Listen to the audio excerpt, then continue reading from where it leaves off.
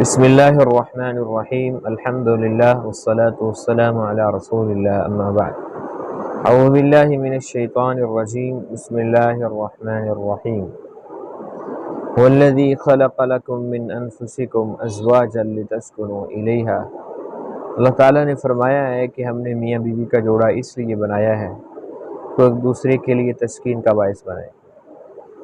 اسلام رشتوں کا تحفظ کرتا ہے اور سکون کی زندگی جینے کا درس بھی دیتا ہے اور اس کے لیے رہنمائی بھی کرتا ہے، لیکن ہم دیکھتے ہیں کہ اپنے معاشرے کے اندر اگر میں 95% گھرانے کا ہوں تو یہ مبالغہ نہیں ہوگا، ان گھروں کے اندر لڑائی جھگڑے فتنے فساد یہ سب کچھ ہے۔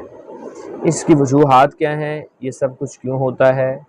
میاں بیوی کا رشتہ برباد کیوں ہوتا ہے؟